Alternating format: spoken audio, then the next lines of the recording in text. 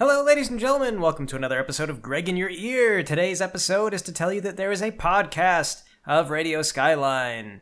Yes, after a while of people asking me if I would do that, there is now one available. You can listen to it at your convenience. I haven't done new episodes or anything. I don't know. Having the whole thing end with the apocalypse seemed fine enough. The whole thing wasn't originally supposed to be a political commentary on the world or anything like that. It was supposed to be kind of a crass observation of just like, oh yeah, you know, these things happen and these people rub this person's shoulder and let's be real, like a lot of politics does come down to who's donating money. And on a crass level, you kind of make that observation. You're just like, fundamentally this is all about the money. And if you know a little bit about politics, it's not really quite that bleak. You sort of make that observation because I don't know. I mean, that's the most comedic way to put it, I guess. But then once we got into the Trump era, it really got into, like, I don't know, people being like, oh, no, it's like it's always been corrupt, and it's like really legitimately corrupt, and there's nothing else to it, and it's okay if our guy is corrupt because it's always been corrupt, and it just got like, people, it turns out that, this is probably unsurprising, that a lot of people don't really understand how our government works or why our politicians do what they do. And so when they got someone, elected president who then just kind of like would run his mouth and be like, oh, no, it really is all crooked and broken and wrong. A lot of people were like, oh, well, I guess it all is, and it is, but in weird ways that people don't really know about. And Donald Trump, I don't think really knew about, but he would just talk a lot because that's what he does. He just talks about himself and about why, everything he does is great and everything else is wrong. And, I don't know. So, the whole political discourse thing just got to be, unpleasant because part of it was like, it was no longer, these are jokes and these are crass observations and this whole thing was complicated. It got to where like, oh no, it's very simple and I understand it. And if you don't see things from my point of view, you're wrong. And, people unsubscribe because I would make fun of Donald Trump as a leader because he was a really bad leader. And, I don't know. It's just weird. So, yeah, I don't know. Like the Republicans took a really they took quite a turn over this election, and I don't really want to make jokes about it anymore. It quit being funny a while ago, and so I don't know if I'll do more Radio Skyline because it was kind of actually a spoof on like NPR. Like NPR does these pieces, and I'll listen to them and I don't know, they have their little idiosyncrasies and everything like that. Like, I enjoy NPR, but, like, I wanted to do, here's a human interest piece. We go downtown, and it's like, oh, we ride the gondolas through the streets, and they're all flooded because we don't take care of everything. We wanted to raise the gasoline tax, but everyone said no. You'd make these jokes kind of about that sort of thing. And that was the way I originally envisioned it, but then because it was like, I don't know, Once the world caught fire, it felt like I had to be like, well, the world's on fire, and that's how this is. So yeah, that's left this channel hanging a little bit, and I don't know what will become of it in the long run. Because gaming, I think, is on the outs with YouTube, and to be honest, I never really took the gaming stuff very seriously because it was really just for YouTube to capture ads in the first place. It was never anything that they were like trying to promote talent. And it's been a very long time since they've tried to promote talent. But I have noticed lately I've been seeing some actual artists and stuff pop up in my feed.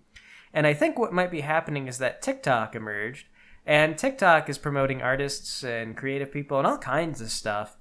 And I think that maybe YouTube started to realize like, oh, we're actually losing viewers to TikTok because TikTok is promoting stuff that people actually want to see, and we're promoting stuff that we want to make money on without really regarding what people want to see. So they realize they're in trouble, and now they're promoting shorter video and maybe slightly more talented people. that observation alone isn't enough that I would want to come back and try to make stuff for them, because the whole thing is still all going to be systemic, and I don't know. It's hard to have faith that YouTube would actually do anything good for anybody after all they've done. But gaming doesn't seem like it's really big on their future promotion list, because they've been doing that for a long time, and I don't know. It feels like old hat. It's very dull at this point.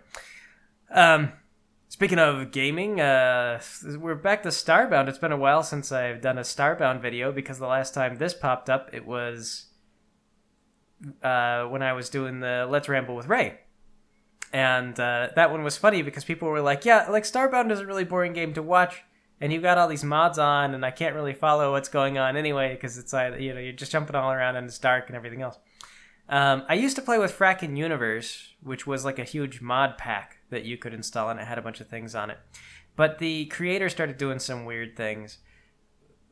I've actually seen this with other creators. I used to also play the Calamity mod for Terraria, because it originally just added more bosses and weapons and stuff like that. So it was like it added more Terraria to Terraria. So if you like Terraria, you just play this, and you would get more Terraria. But then that mod creator started to get kind of like bored or something like that, and he started changing the progression of the game so you could get to certain tiers of armor before completing important milestones and things like that. And I don't know exactly why he did that. I assume it was because my theory is that he probably wasn't a very good player, and so he started making it to where you could get the later tier ores so you could fight the earlier bosses, because it would help trivialize the bosses. That's really my only theory on it. I don't know why else you would do that. Anyway, Frackin' Universe is kind of the same way. I've been watching it, and it's like the mod developer is bored with the game, and so he's just changing things. And it was already starting to grate on me a lot, because he was just changing things for no reason. And I don't know, I would want to like unlock something or like, oh, I want to do this mission, but then he would like put it behind a new gate every single time. And they were just stupid changes for their own sake, which I really don't like to see. And then finally he added this like research update where you have to accumulate research by playing for a certain amount of time, because I guess he was mad that people were like flying to planets that they wanted to fly to and then like building the things they wanted to build. And he thought that needed to be controlled. So now you have to like play the game for enough time to unlock research so that you can proceed through the game normally. And I'm just not having it. I don't want to do that. That's boring. And Starbound already suffers from being pretty boring. So yes, this mod increases the amount of tedium in Starbound is a terrible advertising tag. So I just uninstalled it.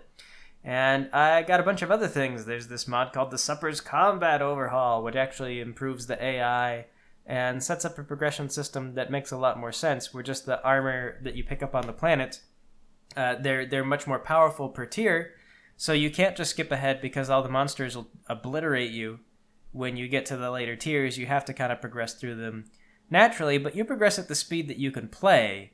There's not... Like what Frackin' Universe added is like a mobile game, and normally you would pay real money to skip the grind because it's so boring. Whereas this just is like, yeah, I mean, like when you unlock the gear, you move on. So I'm sitting here playing this one little guy and just making a lap around the world. I'm going to play this character with a friend. And I've also got like a little RPG mod on so that the monsters drop experience so that there's some point in killing them. Really, Starbound modding is about making Starbound into a game. That's the core objective of trying to mod Starbound, because as it's sold to you, it really doesn't have very much game element to it. And anyway, they've also got Erythian races, which adds 4 races, 2 of which are goofy looking robot type things, which gotta love.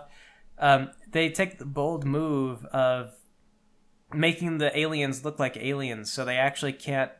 You have to like equip your vanity slots with things that make you look like your race, because if you try to put on the pants for like other people's races, they just overlap in a funny way and they don't work. Which is why Starbound made all of their alien races just look like people. But the Erythian races mod is just like, yeah, you're a little bowling ball. Please equip bowling ball to your vanity set, because otherwise this will break. Although I'm not sure if this is intended or not. I noticed that hats, like your guy has a little antenna, and the hats just sit on your antenna, which amused me. So I've got this little animal skull on my antenna. So yeah. What else? I still got time. If I didn't mention this already, I'm actually doing another podcast though. As far as so I don't know what to do with a gaming channel in a situation where YouTube is just kind of like, I don't know, gradually culling my viewership away. But I started doing a podcast called We Will Not Play D&D, and I guess I'll put a link to that in there as well. And this is an audio drama about 4 friends trying to play D&D together. Not really playing D&D, obviously. It's about playing role-playing systems that are not D&D. For the most part, it's actually just the hero system, because that's the system that I like.